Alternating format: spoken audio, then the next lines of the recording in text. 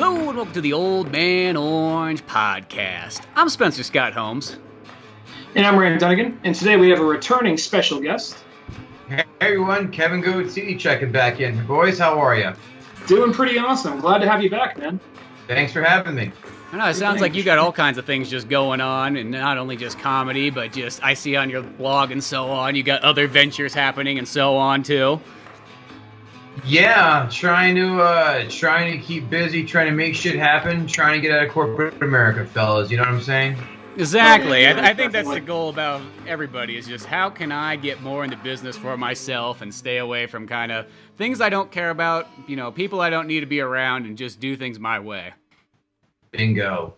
Join the party, pal. The water's great. I know, that's always just kind of how it is. It's like, what kind of entrepreneur ways can I make more money, or how can I take things like we're already doing and being able to expand it further, you know? I always, you know, we use things kind of like the Amazon associates and so on. They always tie in, like, you know, if you're going to talk about a movie or you're going to talk about, you know, a game or whatever you talk about, you know, you throw those little things in there, and hopefully if somebody's interested, you can kind of get that little bit of extra cash here and there, and just, it's all the little things, I think, that stack up, you know, that you can add up to making your income come in, like, from the way you want to do it. Right, exactly right. It's just trying to find something that you really love or you're good at and monetizing it, bottom line. Mm-hmm. Speaking of, because you're talking about like trying to get out of the corporate world. You're covering that in your newest special. I saw you have 30 minutes on your website. Correctamundo. What'd you think? I thought it was really funny. I liked it. I especially liked the bit where you said, "What's with these motherfuckers who think they have the right to have Junior? Maybe Optimus Prime Jr. I would get, but Frank Jr. What the fuck is that?" Yeah, it drives me nuts. Like, really? I mean, most of you people, yeah, I'm not gonna do my whole bit here. That's stupid. Yeah, but yeah, it does drive me nuts. Like, you guys aren't good enough. You know, your dad's like a deadbeat. You know, managing a ShopRite somewhere, and you're gonna say, "Oh, I'm gonna give my same name to my kid as my shitty dad or my name." No, I don't think so. It's kind of like that scene. It's like that scene in Lion King, like, all the sun touches is yours. What, the fucking carpet shop? Yeah, that. Well, you only got half the carpet shop. Just saying, you know, Frank over on the other side owns the other half, so get used to sharing. Right. Well, that's really good. Like, I think you think in Lion King though, it's like if you were like in the next room over and you heard that, like, Simba's dad's like, "Everything the light touches yours." You're like, who the fuck's this asshole getting everything like that? I've been working my ass off here in the Lion Kingdom, and he's gonna get it all? What the fuck? Right. I'm sure there's been articles and jokes about this to death by this point, but I mean, the idea of, all right, guys, you all got to come out and bow to this kid that was just fucking born, but keep in mind, when he grows up, he can eat you. You better be fucking running. He has every right to eat your ass. Right. You think there's any animals out there that are protesting that? A couple zebras don't show up for it. That could be the Lion King 3. They can do that one. They already have the straight DVD one that came out. You might have to do it 2. I mean, I guess you are going to honor the one that went straight to video. That's why you said 3. Yeah, that one. The one that no one remembers. Is there like 2.5 or something goofy like that? Like some bullshit. Like some Timon and Pumbaa. Like Jackass 2.5? Something like that. Yeah, but I don't think it's in that Jackass. Like, it's like, what if it was just like the Timon and Pumbaa hardcore director's cut? Just like stapling their nuts to like a bamboo tree or some shit. Yeah. Just like, "I'm Timon and this is the bamboo like jump shoot," or whatever the fuck. Wouldn't that be the tits? I'd watch it. I'd be like, all right, they got ballsy enough to do it, literally. They went the distance on that Disney movie. Jeez, I didn't expect Timon and Pumbaa really to outsell, but this is where it's at. I can't believe I'm on a podcast where Timon and Pumbaa just got a fucking shout out. They go those places, I tell you what. I never even saw that, actually. Then again, I never saw the direct-to-DVD sequel for Lion King either, because I have too much regard for my free time. Yeah, I don't think I've ever seen any of those either. I just kind of know of it because it's one of those ones when you see it's like 1.5. I've never seen it, but I just know about it. I'm just writing off. Just saying. Well, you know, you go to the store and you see covers. I'm just saying. I saw it like when I was in the 5th grade or some shit. I barely remember it. I just remember there was like go back to our previous conversation. There was like Scar Jr. or some bullshit. Scar Jr. Yeah. Yeah. Kevin, I saw on your blog there that you gave a high review to Mission Impossible 6. I love that movie. I thought it was great. Show me an asshole who hates that film or thinks it's overrated. I'm going to slap the taste out of their mouth. That film was brilliant from top to bottom. How often is it that a sequel? I mean, what is it? The sixth in the franchise, and it just destroyed. It was top to bottom. Action was fair. I was telling my brother this today. They had like 4 scenes that, like, you know, each maybe 2 memorable scenes where he climbs the hotel in Dubai, or, you know, the helicopter chase in the first one, or when he was what was the last one? Oh, climbing the plane. Like, this one is like 5 of them, and the plot is fucking fantastic. And it's the first one we're ever called back to any of the other films. Brilliant. Tom Hanks bats 800 in my book. That motherfucker rarely misses. Yeah, Tom Cruise. Be like the Tom Hanks version of Mission Impossible. Yeah, well, I mean, Cruise is great. I mean, give me a guy who pumps out quality film after quality film at the success rate he does. Go ahead. Well, I always say that I'm waiting. I always say that Tom Cruise is Mr. Reliable because he pretty much has always delivered. And if there's ever like a Tom Cruise movie that's maybe not up to par, it's never his fault. It might be like somebody else that brings it down. Like my always go-to reference for that is War of the Worlds, because the thing is, I like War of the Worlds. I was fine with War of the Worlds. Oblivion was a piece of shit. See, I like Oblivion, but War of the Worlds, the only thing I don't like about it has 2 really shitty kids in it. And if it wasn't for those 2 kids who you're like, you know what, your dad does all this work for you, and this is how you repay him. Dakota Fanning and White Goku, yeah. Yeah, no, like the mummy, another stinker. The second Jack Reacher, but I mean, come on, Mission Impossible, Edge of Tomorrow, Risky Business, American Made. American Made was my favorite movie of last year. I love that one. I mean, I don't think it was my favorite, but it was pretty solid. I thoroughly enjoyed it. I mean, hell, I even liked Eyes Wide Shut. Call me crazy, but I love that one too. Minority Report, another one. Fucking Valkyrie, I liked. I like that Tom Cruise was on his way out. Like, he was like, you know what? I'm going to do Mission Impossible 4. We're going to open it up. Like, Jeremy Renner's the new guy. I'm going to pass it on to him. Like, dude, you realize how good number 4 did? How good did it do? It made all the money. Like, oh, shit, Renner, I need this back. Well, yeah, and Renner's in this one, too, which I was curious to know why they didn't bring him back. But, you know, I just like to imagine he was like, he's at the door with like his bow and arrow, like, hey, buddy, no, it's okay, we're good. Slowly close the door on him. Right.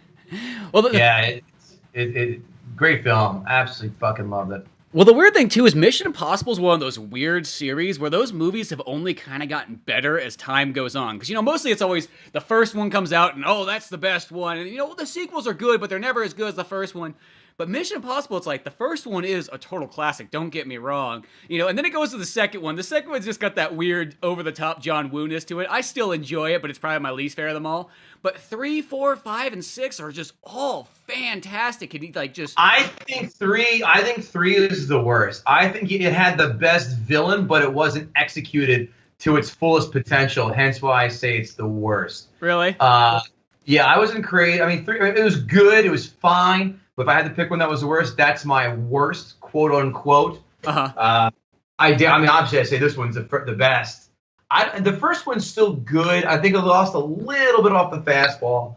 But the last, the second 2 were great. The last, most recent 2 were fantastic.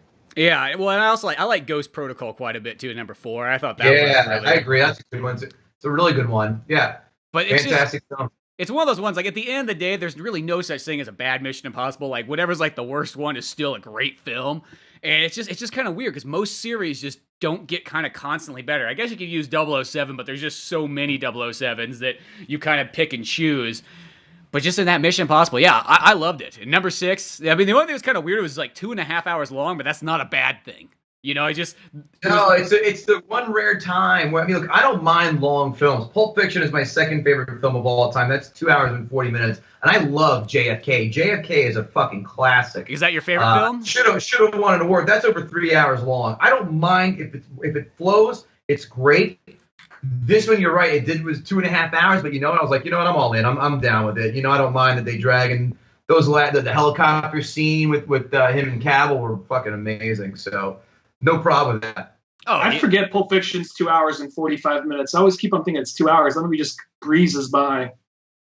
I mean, it's my second favorite film of all time. It's fucking That's brilliant. my number one right there. Well, Kevin, I have no problem with that. Kevin, what's your first favorite one then? If that's number 2, Caddyshack. Oh, there's always a classic. Caddyshack is where it's at. Yeah, that's a never miss in my book. Plus, it's got Rodney Dangerfield in it, and anything. There you go. That's one of my all-time favorite comics as well. So yeah, Caddyshack, Pulp Fiction. What's my top? I guess top 10: Caddyshack, Pulp Fiction, Star Wars, Matrix, Usual Suspects, Clerks, Dark Knight, and I'm missing a few more. But that's I think about 7 I just fired out at the tip of my tongue. Yeah, I would say those definitely for sure top 7 right there. Oh, those are all that's good about choices. Half my list right there. Yeah. Yeah, I know. Well, that's because you have good taste. Thank you. Yeah. For me, I'd probably throw. I know realistically, it's not his best movie, but for whatever reason, it's one of my favorites, and I just put it in and listen to it in the background when I work on something. I'm never really in a bad mood not to watch this movie, and that's Departed. Departed's on that list somewhere. I like it. I think it's a bit overrated. It's still good. Don't get me wrong. It's very good. A bit overrated in public opinion. I mean, I thoroughly enjoy the shit out of it. Like I said, I'll just have a problem. Oh, Goodfellas. There's another one for the top 10. I'll just have a problem if you try and argue that Departed is better than Goodfellas. I'm not going to fucking stand for that. I'm not going to try and argue that. Here's the thing. Every so often, you'll see a movie that is better, but for whatever reason, you could watch the other one more, or it's easier to intake. I don't know what it is. Somehow Departed just always puts me in a good mood, even though it ends with nearly everybody dying except Marky Mark. So it's one of those things where it's like, yeah, Goodfellas is definitely a better movie, and I think that Departed was like, sorry we didn't give it to you for Goodfellas, or Taxi Driver, or Mean Streets. So there you go. Or The Last Temptation of Christ. Or Casino. Yeah, Casino. That's another. Well, because that's the thing. There's 3 movies he has that are all kind of in that. They're like similar. Like if you liked one, there's no way you can't like the others, and that's Raging Bull, Goodfellas, and Casino, because they all kind of have that. I disagree. I'm not crazy about Raging Bull. Really, you're not into that one nearly as much. Now, is it the boxing of it, or is it just that movie? I don't know. It's just I haven't seen it in a while, and I gotta. Yeah, I haven't seen it in a while, but I remember when I saw it, I was probably in my 20s. And I was like, it's not grabbing me. I wasn't crazy. I mean, I got to watch it again. But I remember I was like, not worth the hype. That's for sure. So. I think it's one of those things where, because like you, Scissor said, like, all right, Casino, Goodfellas, Raging Bull, they're kind of similar. I think whichever one you see first, that's the one you like the most, because they're all kind of rise and fall stories, and they all have that Scorsese kind of charm and kind of style to them. So I think that if Goodfellas was the first one you saw, which I think is the case with most people, I think that's the one, or most people grew up in the 90s and all that. I think that's the one they probably gravitate towards. It's kind of like, it's like when you get down to like Guy Ritchie, Snatch and Lock, Stock, Two Smoking Barrels, basically the same movie. Just which one did you see first is probably the one you liked most. Lock, Stock first, and yes, I liked it more, but Snatch also great. Yeah. Mm-hmm. I was even thinking about that too. I was like, man, you know what? Snatch would be a fun movie to do on the podcast at some point. Because that's just, I mean, I know other people have talked about it before, but that's always a good movie. We did Lock, Stock a while back, and that's always fun too. But, those early Guy Ritchie movies, there's something special about them. Yeah, well, hold on. There are only 2 ones that are good. Other ones are not good. After that, it's downhill and very fast. Rock and Roll was pretty good. No, it wasn't. No love for Rock and Roll. Did you like the Sherlock Holmes movies? I know they're kind of completely different style. Terrible. The score drowns out the film, and I just didn't find myself giving 2 shits about it. Not a fan of either of them. Let me see. What other Guy Ritchie movies did he have? That's where he started to kind of like decline a little bit for me. I never really hated any of his movies, but those are the 2. Here's a good one for you. I think he did Voltaire with Penelope Cruz, where she gets topless. Nice. That was decent. if I recall correctly. But other than that, I think I saw that one. What was was Man from U.N.C.L.E. his last movie? No, King Arthur I was. turned that off. I absolutely turned that off. I was so bored with that. This is my takeaway from the Man from U.N.C.L.E. though, is I thought that what's his name? Superman, Henry Cavill. When I was watching that movie, I'm like, oh my god, this guy would be the perfect 007 if they want to cast him. I know that, granted, he's Superman, so that's already kind of a hard pull to have two ginormous like characters for him. But in that movie, I was like, dude, there's your 007 right there. Who's sorry, Cavill? No, listen. Craig said he's gonna do it. Everyone's trying to get all excited about Idris Elba. When Craig hangs it up, am I cool with Idris Elba? Sure, why not? But right now, it's Daniel Craig's job for him to fucking pass on. So we can all stop that talk. Oh, well, yeah. When Daniel Craig's still doing it, I'm still 100% down for Daniel Craig. And if Idris Elba does it when Daniel Craig doesn't want to do it, I'm 100% for that idea, too. But if we have other choices to throw in, there are other people. I do think Henry Cavill would do a sweet job as 007. I know it seems kind of weird because you always see him play American characters. For some reason, he never plays British characters, but he could pull it off. My question is, if they, hypothetically speaking, let's say they do give it to Idris Elba, do they do one of those things where it's just they reboot it again, they act as if nothing ever happened, or do they do the thing where they acknowledge, Does he just wake up from a dream or something like that and be like, well, that was fucking weird. That was weird, yeah. How about that? No. Or they do the thing where it's like they acknowledge the 007 is just a title or a code name. Or it's a dream within a dream where he wakes up like in Inception. He realizes, oh wait, I was black. I was never white. It just keeps waking. He just has these like dreams of like Sean Connery and Roger Moore and Timothy Dalton. It's just like some kind of Fight Club Inception type. Don't forget George Lazenby. Yeah, I'm not gonna forget George Lazenby. I love that one. That's one of my top 5 favorite 007 movies. Is his. That one was not good. I tried watching that again. Nah. I love that one. I watched it. I had a 007 marathon not too long ago again, and I watched about like 16 of them in about a month span, and that was one of them. And I'm like, nope, I still like that one quite a bit. That one's just way different than the other ones. You gotta give a movie credit. You gotta give a 007 movie credit for having the balls to like. Well, how's it end? Well, he cries over the corpse of his wife. Really, 007? That I liked. I just didn't think everything else up to that was like worth the shit. You know, like where he's hanging out in the snow base and he's wearing like the kilt and everything. No, he's like, I'm the doctor here. And Telly Savalas was not a good Blofeld either. I wasn't fucking sold on that. Well, it's like Blofeld's an example of like they've used different actors and they almost just like changed his look as time goes on. I guess you could pull that weird one of like 007 if you really wanted to pull.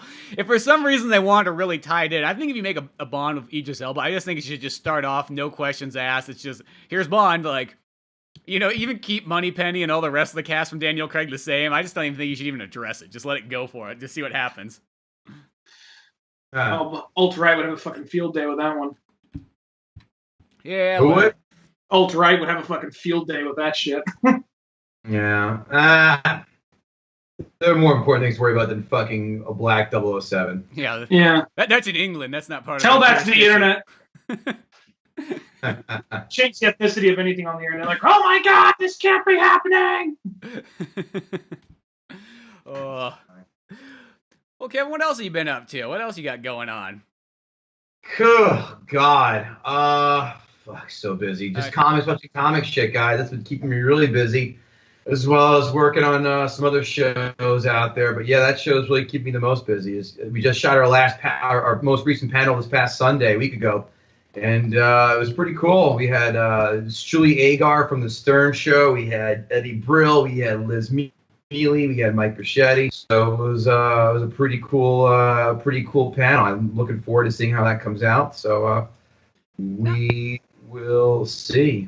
Nice. Where do you shoot those panels at? At my house. Oh, there you go. Can't beat that now. Right on. Everybody just shows on up. You just go, okay, come on over whenever. So whatever. We have a call time. Yeah, exactly. We don't want to just showing up at any time. This is not a whatever. This is definitely a high organized, itemized day out. So yes. Oh, there we go. But so season 7 still running, or is that did that just finish up a little bit ago? Or no, season 7's not out yet. 6 is out. 6 has been out for about a week.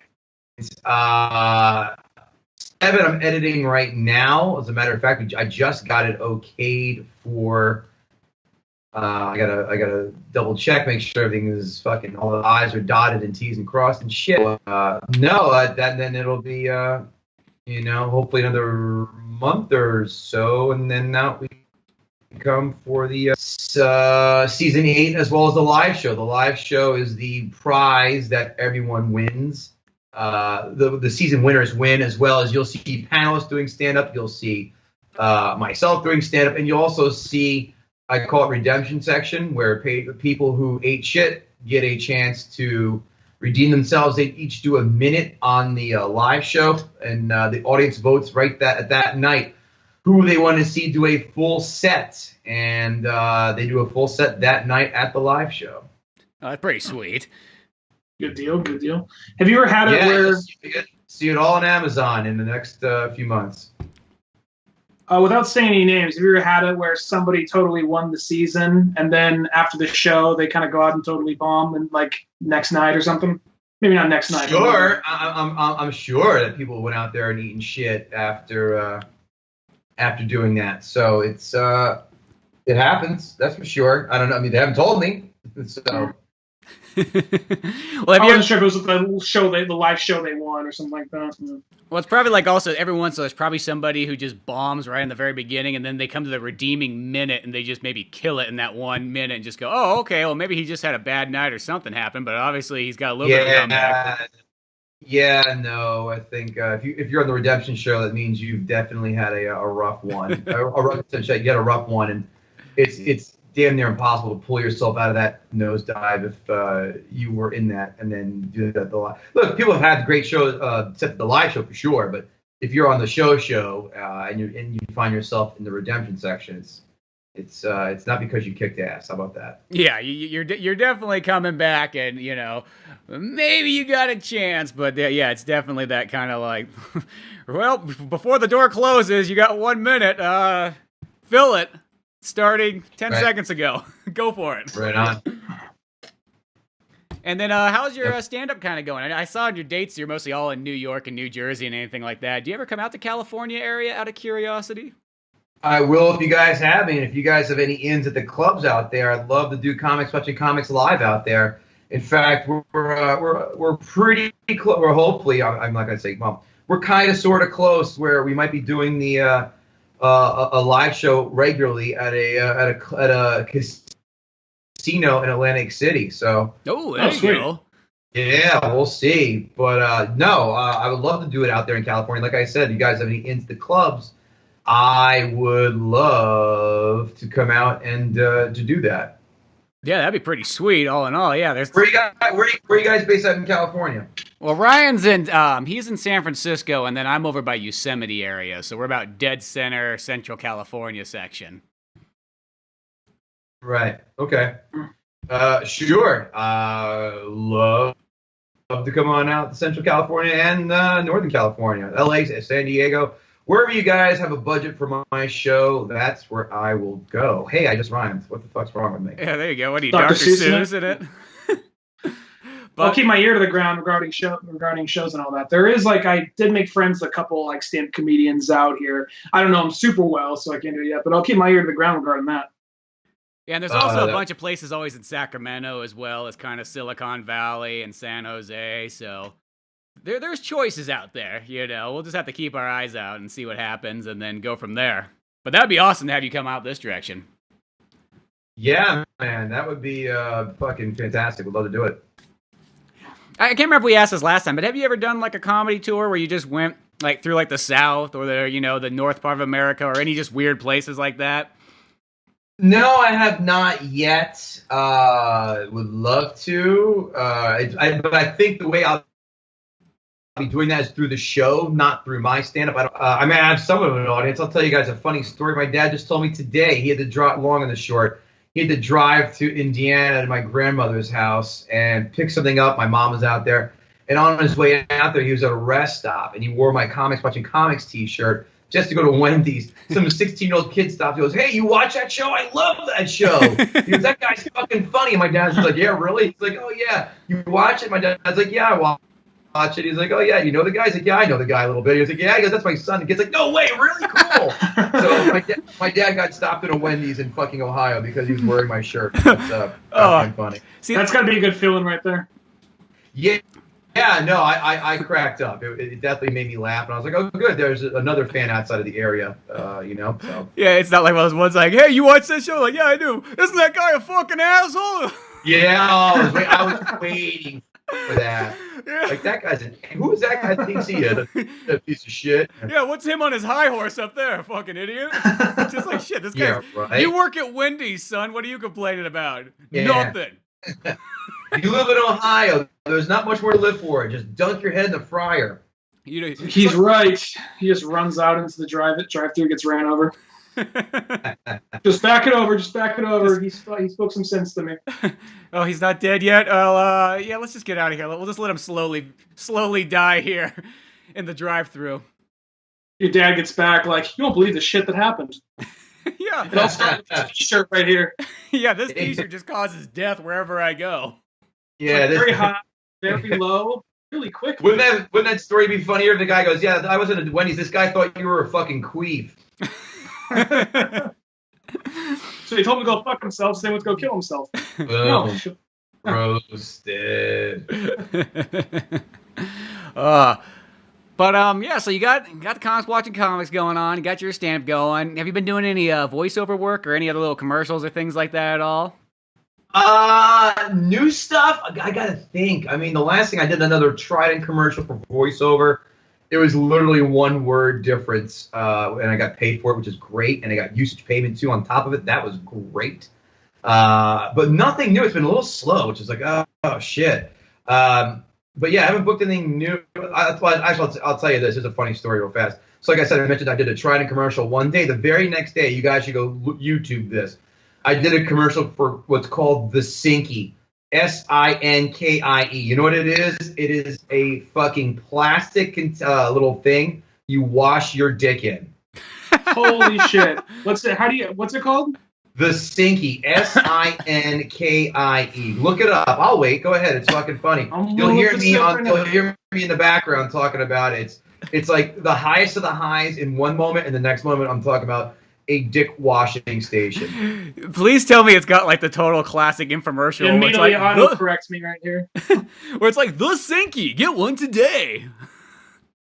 You hear my very hoarse voice doing it because it's funny. I got sick. The guy goes, I need it by like 5 o'clock. I'm like, I don't sound too well, man. You sure want me to do it today? He's like, yeah, fuck it. He's like, what do you? And the guy actually was funny. He goes, yeah, I'll just be honest with you.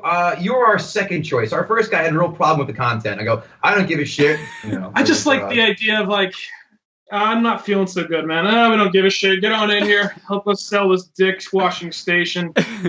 See, that's the one you always gotta take though, because that will be a great story for till the end of time. You know what I mean? Yeah. One day I do a commercial for Trident, and that commercial was like, I don't know. Probably, hold on, I'm gonna look it up right now. I think probably now it's 20 million views. Let me see if I can find that. I'm curious about this. Go look up Sinkie while you do that. Yeah, I was looking it up, but yeah, just auto-corrected me. Did you sorry, 17 million views that commercial has. But the Sinkie is fucking hilarious. Well, the thing is like the Trident commercial, well, that's a Trident commercial, but the Sinkie one, that will go on as a legendary, like, that's like that thing that 20 years from now, people are like, dude, can you believe this thing that they invented back then? And they'll whip that commercial out on, YouTube or whatever in the future. Oh my, yeah, that's like the thing, if I ever make it, they go, things that celebrities have done, Yep. And here you hear me talking about the fucking Sinkie. Let me see if I can still find that. Did the candy commercial, did the Trident, and the Sinkie. Did they ever tell you what channel that plays on at nighttime? I'm assuming it's at nighttime. No, it's on YouTube. I gotta find it. Oh, okay. I didn't know if it was one of those ones that came on like MTV at like 2 in the morning. Oh my god, I found it. Let's see here. Oh my god. It's the actual thing that you order. It's in a new one. Can you legally give us a small like preview of what it's of like a? Have you ever had this problem? Hold on a second. It's Instagram. So I can find the YouTube video. Yeah, but it's like, put it in your office, put it in your locker, and you see a guy putting it in his office, like his desk drawer in his office. just like, watch my just dick. cleaning his balls and wiener, just like right there at work. Do. It's almost like that Seinfeld episode where George builds that bed underneath his desk, but it's like, guess what? You think a bed's something? Imagine a dick cleaning station. Oh in shit, your I office. got it. Wait, hold on, is this it? I got it. Oh shit, 365 views. Awesome. Wow, that went the distance. Let me see. Can I actually? Let me see. Can I? Is there a text box I could put in here with this? You guys want to watch it or no? All right, text. I had text in here. We This is great. This is a great podcast, by the way. I know. I know we're all pausing. Let's see the video now. People can look it Okay, up. no, got it. Hold on. Just fucking copy and paste the link in the thing here. Let's see. I'll pull it up and. 'Cause I am very curious now. I know that this is like one of those ones. I'm As you should be. You know, you think it up in your mind of kind of making up what this is, but that probably cannot define exactly what we're going to see when it finally rolls around. Here we go. You got Now I'm really curious. Yeah, I got it. It's loading up as we speak. Minute and 30. Yeah.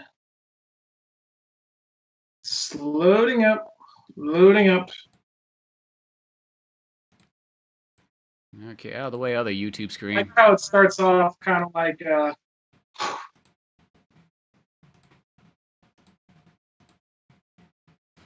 And loading, and here we go. I like how it's kind of beating around the bush, no pun intended, regarding what this thing's for. Oh, what's that hole beside there? There we go. Lifestyle. And here to give your hygiene that care deserves. Here we go. Put the audio on? You're gonna hear it or no? I can hear it on my end. Safe and easy to use method of cleansing Oh, my and raspy ass disinfecting voice. when there is no access to a bath or no time to shower. I like how it's just- this just sanitary looks like a cup tub. is an alternative method for men, which enables them to wash their genitals. Before Somebody or had after to any pitch type this. of I just physical want to know or what the meeting sexual was. Like, contact. all right, Or Bill, what do just you to got for freshen us? up. Well, if you ever The wanted to Sinkie. wash your It's dick, really easy but it's to just use. you can't get in the All you bucket need to just do right. is fill the cup to Dude. the watermark. And so, Dude, it's like you read my fucking mind. What do you got? The open side of the cup, as indicated.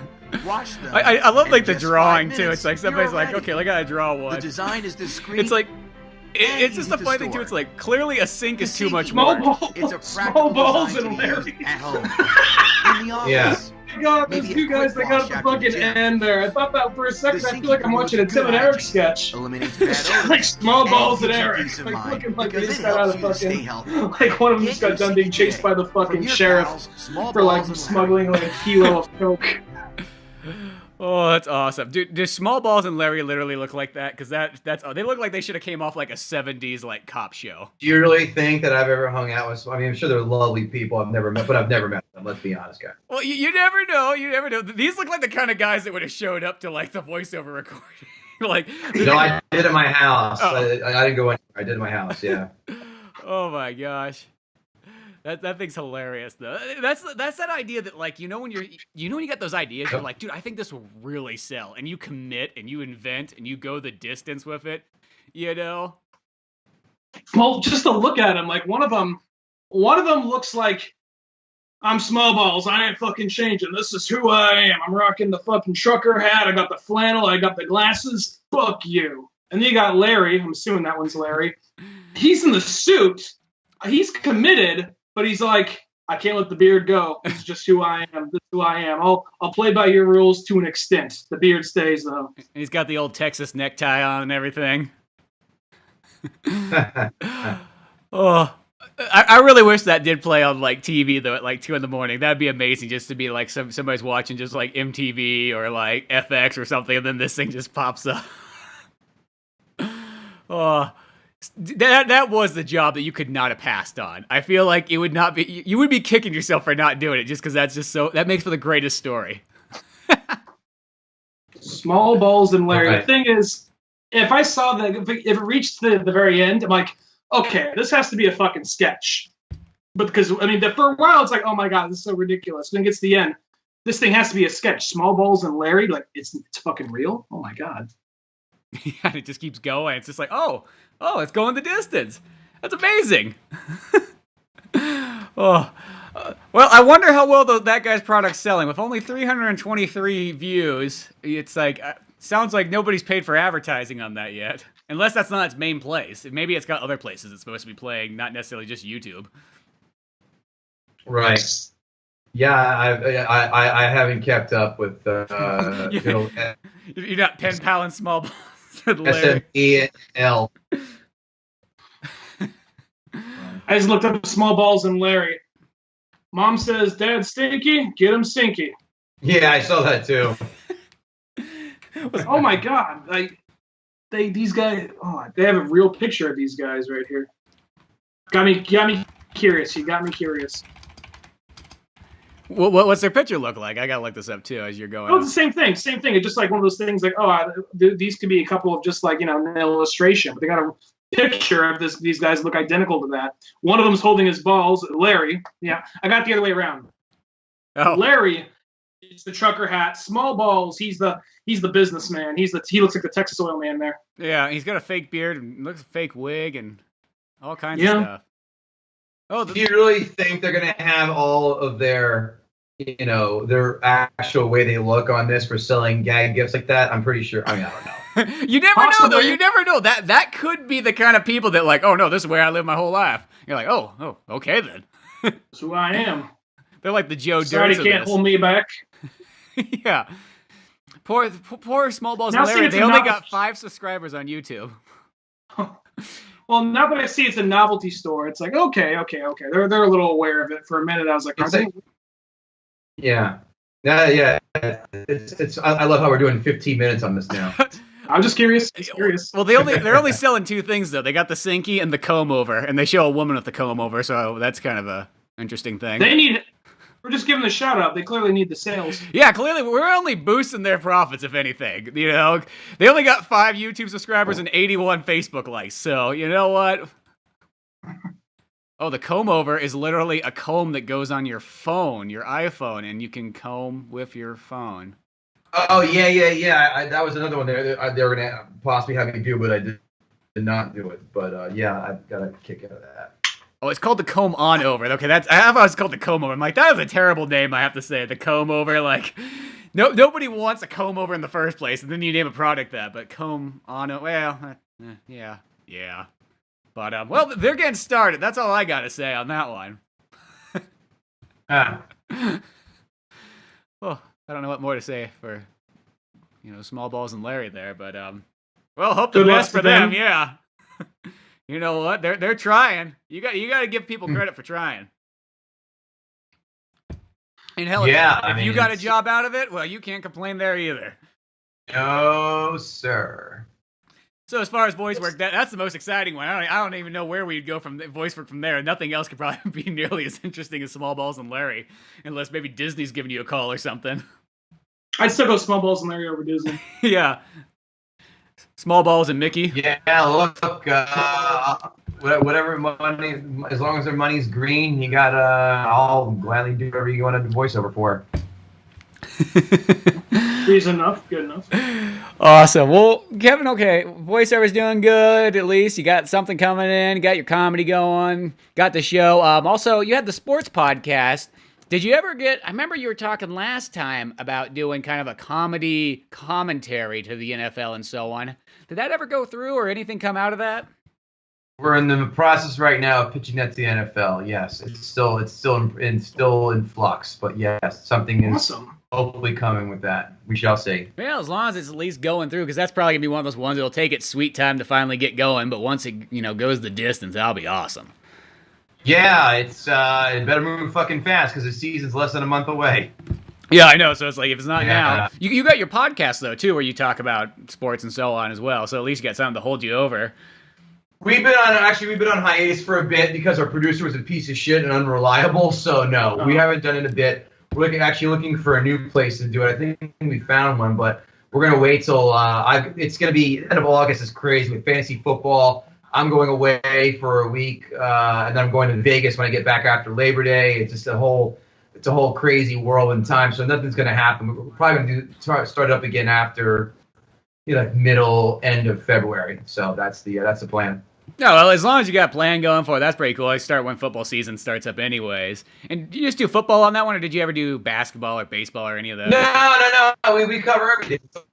So baseball, mostly baseball, football is our wheelhouse. Jeff's more of an NBA guy. He's also a boxing guy. I'm not. Mm-hmm. Hockey, I know more than him about, so we'll talk hockey here and there. But baseball, football are strengths, and obviously films too. And give it a listen. Sportsbook Box Office Podcast. Our first episode, Lenny Dykstra in studio. That's right, the one and only Lenny Dykstra. Right after his book came out, right before he appeared on Stern Show. And that was pretty fucking fun to hear Lenny come in and talk baseball and pussy. Yeah, and that guy is a fun fact about Lenny Dykstra. Do you know his son married Meadow Soprano? Really? Really? Yep. Huh. Well, that's an interesting one right Absolutely. there. We'll have to check that episode for sure. That sounds like a good time. Oh, yeah. And then, so, Check that out. whoop. Sorry, what? Got a little staticky there? Yeah, it's static. You guys are cracking in and out sometimes every other sentence sometimes. Yeah, sometimes I don't know. I always notice like whenever it gets kind of later at night, sometimes that's when it gets a little bit harder to sort of Skype. I don't know what it is. Just probably everybody's online on their Netflix and Hulu at home, and that's just pulling down the old bandwidth. Bound to happen, I suppose. Oh. But that you said that episode was on your other podcast, not the sports one, but what was it called again? The sport, yeah, it's episode 1 of the Sportsbook Box Office okay. Podcast. Okay, it is on the Sports Books podcast. Okay. Yeah, on iTunes, Google Play, all that shit. Sweet. Well, you always gotta like that then too. Well, since you like movies and all that kind of stuff, is there any films you're looking forward to coming out? I know we're kind of at like that lull spot right now where there's not a ton of big stuff coming out, but any films you're looking forward to this, kind of Christmas time, fall, anything like that? Yeah, I'm. First off, you're right. You hit the nail on the head. It's a slow slate from pretty much Labor Day until Halloween, maybe even early mid-November. I know right now the only thing I'm kind of like, all right, cool. I'm not dying for it. But I still check it out. Is Venom. That's the one thing I'm like, all right, cool. I'm definitely going to check that out. I'm looking at the list right now. The Predator, I don't know. I'm looking at the list now. Anything else coming out? The saving Predator, grace, the Predator, is that the writer and director is what's his name? Shane Black. Shane Black. That to me is what's gonna make that movie if it is really good, it's because Shane Black's involved totally.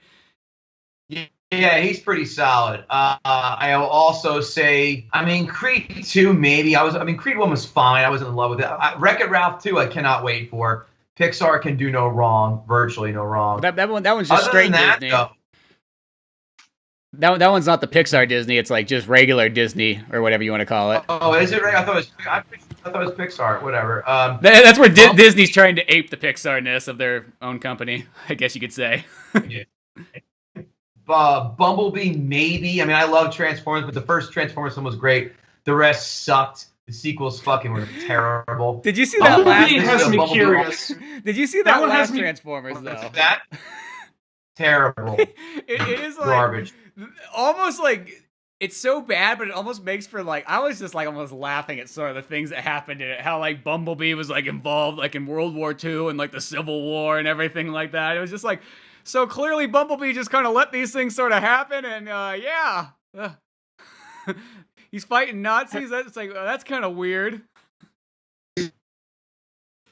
Michael Bay. Hold on, I'm talking here. Michael Bay thoroughly enjoys taking shits from kids from the '80s on their love for Transformers, and just took a big steaming dump on them with those last sequels. They were just fucking awful. Well, the thing about those ones is just I was trying to explain Transformers, whatever, 7 or whatever, or 6, whatever. The Fallen Knight or something like that. Some bullshit, yeah.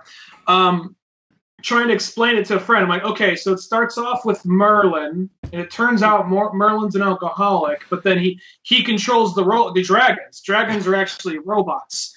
And from there, Marky Mark is running a robot at the orphanage, and from there, they gotta go find out shit about Hitler and the Revolutionary War, and then get in a sub, and then a planet comes down. It's just when you try. Which I thought was Unicron from the cartoon, but yeah, it was they had so many different ways that they screwed the pooch. It's fucking terrible. But yeah, it's a garbage story mixing the Knights of the Round Table in. No fucking thank you. And they had the whole thing with Unicron is isn't he like the Unicrons they're saving for the next one if the next one ever gets made because this one lost some. There is no next one. This is the last. They're not doing the next one. Michael Bay said he's done with it, which is great news for everybody. Well, really, Transformers is the thing that really just needs a full-on reboot for those movies. Just, like, start fresh. Like, generally I always feel like I'm not always the biggest fan of reboots, but that's one that's like, yeah, you just need to start that one over and just hopefully this time you can just get it, right and don't focus so much on the humans and focus more on the robots because that's what we're all there for. Right. Mm-hmm. Yeah, plus the new one, the Bumblebee one. Someone said it looks kind of like Iron Giant just with Bumblebee. I'm like, yeah, well, that may be true, but that's better than the last couple of Transformer movies, so let's see how that goes. Yeah, like Starscream looks kind of cool. Yeah, assuming that is Starscream. I'm assuming it's Starscream. No, it is Starscream. It's the old school Starscream. That's what I liked about it, yeah, because he's actually a bug in this one. I mean, I was fine with him being a Chimera, but I think it's cool they're actually making him a bug. Yeah, that's smart. The weird thing is there's that dog robot movie that's coming out around the same time, and it's almost like that and the Bumblebee movie. It's like that obviously was a very similar script from each other. Just one happens to be a robot dog from the military, and the other one happens to be a transformer from outer space. And here's a kid that's gonna have it, and whether it be a girl. Isn't that is that a toy movie? That robot dog movie? Maybe it is. I don't know. There's a little remote control robot dog back in the 90s. Was that what that movie is? I don't. If that's what it is, I didn't put two and two together, but if that's what it is, maybe that'd be weird. I remember when that robot dog came in, I was like, we're in the future. You can have a robot pet in your house. Battleship happens, so they can make a movie off that shit, I guess. Yeah, exactly. And they made 2 fucking Ouija board movies. Oh, yeah, and they just keep making that. The Ouija board still seems to win people over no matter what, even if it has a Milton Bradley symbol on it. That to me felt like, okay, when the Ouija board kind of got discredited is when there's a Milton Bradley symbol on the side of the box. Maybe it was painting in the blood of the innocent. I don't know. They get sacrificed on our cardboard boards because we cheapened out after a while. It's like, we're not doing wood anymore. But it's just the blood of the interns. Yeah, there you go. But Kevin, what do you think about that Aquaman movie coming out later this year? Give 2 fucks about that. You're not a DC guy? I love Batman. Batman's my favorite superhero, but man, they've sure come out with a slate of dog shit. And no, I will not be. First of all, Aquaman's a fucking lame ass hero anyway. So is Superman. So no, I will not be seeing that unless the reviews are just mind-blowingly amazing, which I highly doubt. So even Jason Momoa doesn't do it for you. He never did it for me with Justice League, so no. No and no. Did you like the Conan with Jason Momoa in it? Did not see it. Oh, okay. Did you like... Let me pull up random Jason Momoa movies. Let me think. There was also a Bullet to the Head of Stallone where he was the bad guy in it. Did not see it. That one's actually a pretty good movie. I'm not going to lie. Bullet to the Head's pretty sweet. Walter Hill? Yeah, Walter Hill. So did not see it. There was one I saw recently. It came out last year of Jason Momoa where he was like a logger up in a cabin in like Alaska or Canada or something like that. And it was just like an action movie where he had to like defend his home from these guys that brought, I think, drugs or contraband or something like that in there. Sounds like a simple plot, but it was pretty badass. I'm drawing a blank on what it's called. So it's kind of like Walking Tall with a giant Hawaiian dude. Yeah, in snow. All right. No, that was actually a pretty cool movie. I was pretty darn impressed with it. I can't remember what it's called. And like, he's even hunting people down with like bow and arrow and got his wife there and she's not like a problem or anything like that. Even the little girl that's in it's not bad. Yeah, it was all around pretty cool. I do not remember what that was called. I have it here, but that was pretty cool. Kevin, I was actually looking at your favorite sport films, and I'm glad to see Any Given Sunday is on the list. Fucking ain't right. Boy, that film takes a lot of shit. I don't get it. I love it. And people shit on that. Like, how do you hate it? Yeah, what is there to shit on it? Lawrence Taylor being Lawrence Taylor. It's plenty of tits, and it's how much more real do you want than that? I don't get how again, how people did not like it. The only thing Well, I it's- was gonna say, the only reason I can think that why some people don't like it is because it kind of they don't like it like, oh, it portrays football in like a rated R atmosphere, and it's like, well, yeah, it's a rated R drama movie based on like real life. Like it's got Al Pacino in it too. Like telling you don't like the Pacino. Yeah, that's weird to not like that movie because I always think of that being like one of the best sports movies ever. I think my favorite scene in that whole movie is the part when oh God, what's his name? Jamie Foxx. He when all the ego was going to his head, and he's at that one party talking shit. He's like, "Oh, that's how it is." And the dude goes and gets some commercial industrialized saw that he doesn't even need, but he has it because fuck it, he has the money for it. Just fucking literally saws his car right in half. Like fuck you, that's how it is. Taylor, give credit where credit is due. That's Lawrence Taylor? All right. Yeah. He's like, don't talk shit about the defense. Well, and that's just one of those ones. Like Oliver Stone, I feel is just he's always pretty darn great when it comes to movie making. He's one of those ones where, like, I would say, like he's got like a 90% track record of pretty darn good movies. You know, think of things like Platoon or Born on the 4th of July, or even the Doors movie and so on. Like, there's a lot of great films he's always got. Did not like the Doors film. Turned it off after about 20 minutes. Now, are you into the Doors? Like, because I feel like that's like the make or break thing. No, but doesn't mean I mean, look, just because I don't like a band doesn't mean I can't appreciate the story behind it. I did not dig it, but whatever. That's not everything is for me. I get it, but yeah, he's pretty good. He hasn't really done much lately though. But he also wrote, remember this, Scarface, one of the most over. Let's not get it twisted, guys. That's not a good film. You don't like Scarface? No. You and Leonard Maltin would get along then, because I remember he gave that movie like a 1.5 star, like in his like ratings book.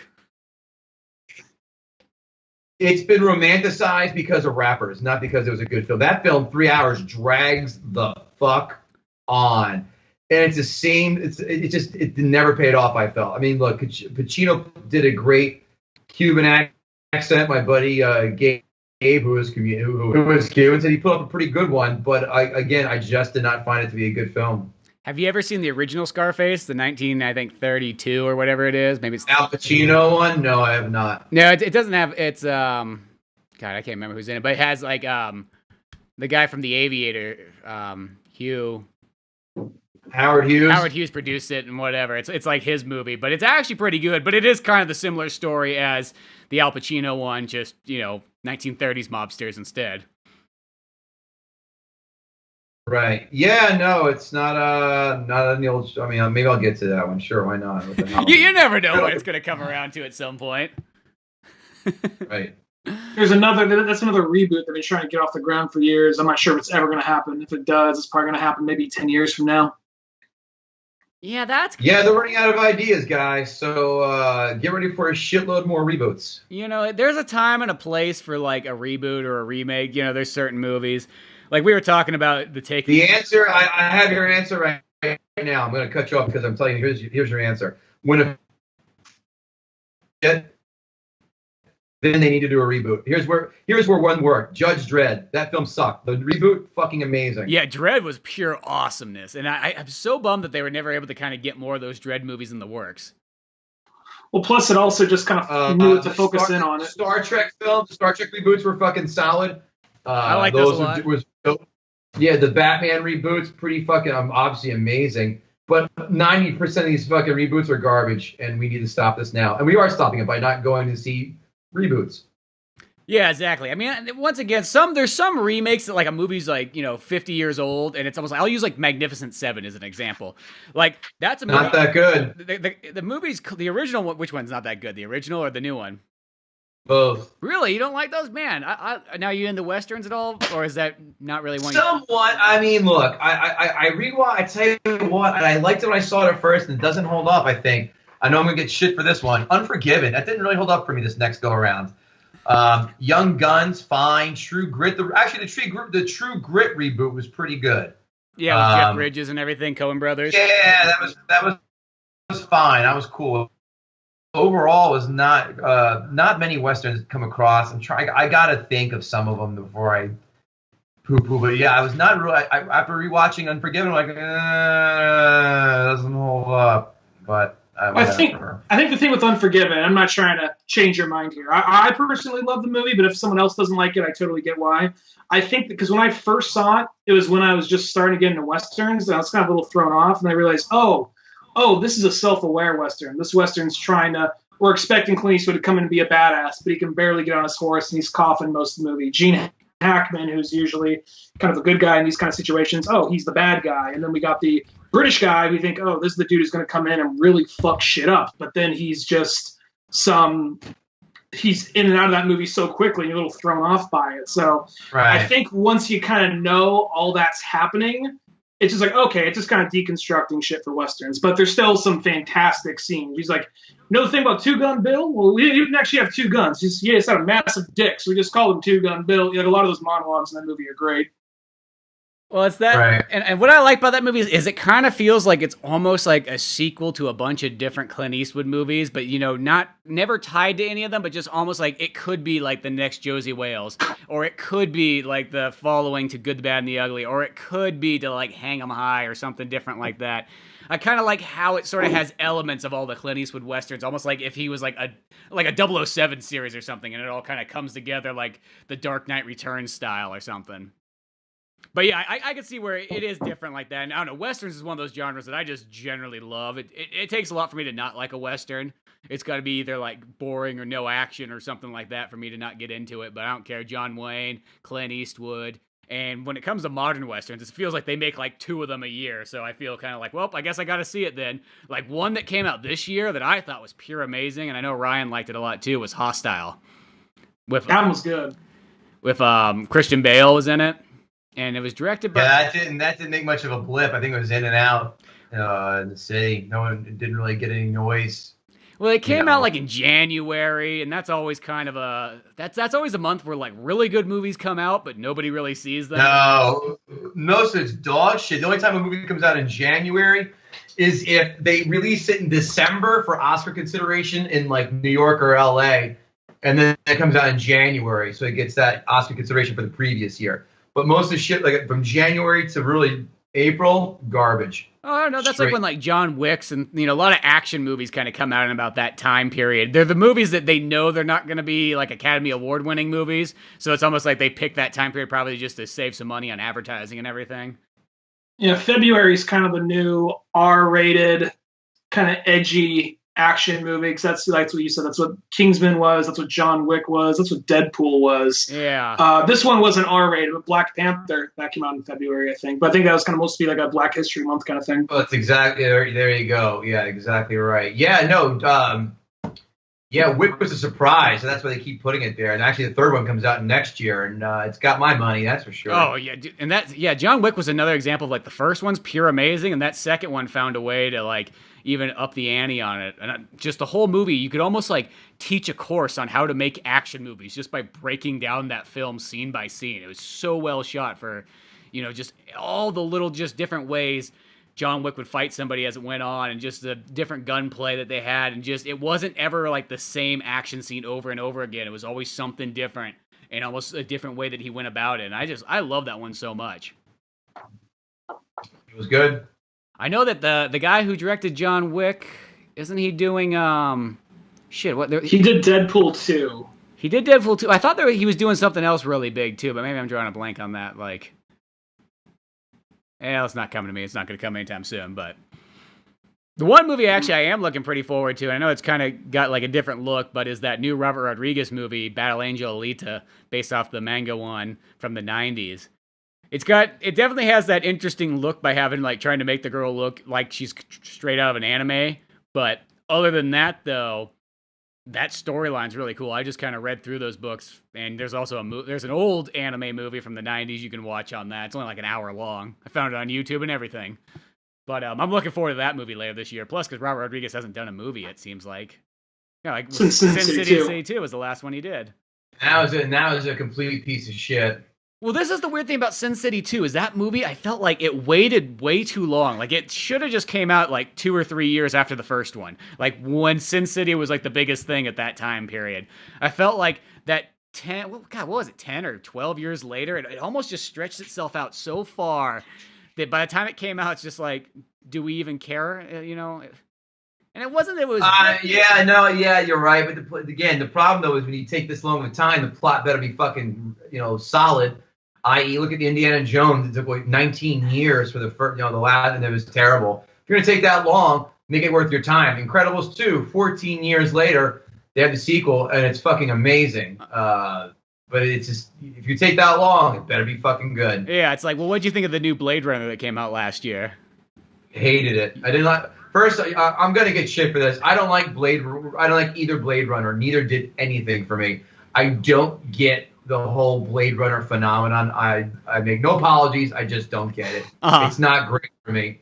Did not dig it. And the new one, I lasted half an hour ago. I don't give it. I tell you this, I didn't even make it to the part where he found Harrison Ford. That's how fast I bailed on this. I don't give a shit. Next. Well, that makes sense. If you didn't like Blade Runner 1, because that second one does identical, does not change gears, stays on the same track, and goes, this is a sequel to a movie, and we're going to do it the exact same way. We are not going to try to do it in some different style or some new way, or add in some new types of characters that don't really fit the mold. That movie played it like as safe as you can. I don't mean safe in a bad way, but it really it made a movie for the people that like Blade Runner that here's your sequel. We're not going to change it for you. It did whatever it could to kind of avoid pissing off fans, kind of like how Star Wars has been doing a lot lately, depending on the fans, of course. Well, Star Wars, I would say, is a little bit different than the Blade. The Blade Runner one played exactly to it, where the Star Wars one is kind of bouncing away. It's like half the fans, and the other half of the fans are kind of, they got that weird topsy-turvy thing going. Well, it seems that I don't know. It seems like half the movies, like Force Awakens came out, and that one was received mostly well, and then everyone. I don't know about you, Kevin, but most people I noticed seem to like Rogue One. Did you like Rogue One?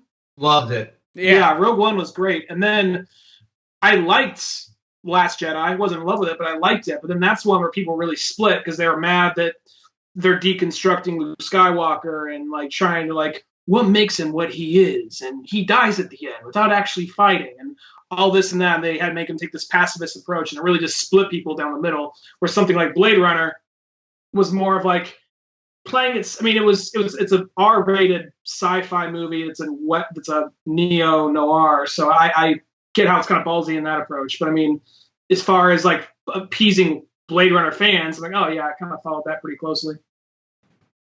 Right, yeah, all good points about Star Wars. Force Awakens is fine. You watch it again, all right, Star Wars 2.0. I like Last Jedi. That shit dragged. They could have cut 30 minutes out of that damn thing. Well, they could have taken out that whole casino and that scene. Benicio del Toro shit, no thank you. Never again. Not a fan. The Han Solo one? Oh, the what? Which one what part did you say? Benicio del Toro, the whole scene with the casino looking for the hacker. Yuck. Horrible. Was not a fan of that. Half an hour of my life, nope. Cut it down to 2 hours. All the other shit, though, they kill Snoke. I'm like, oh, that's cool. I didn't even see that coming. Yeah. But wasn't fucking crazy about it otherwise. Well, we mentioned how Mission Impossible was 2.5 hours, and that totally worked. Star Wars, number 8, that was a perfect example of yep, that could have been trimmed down.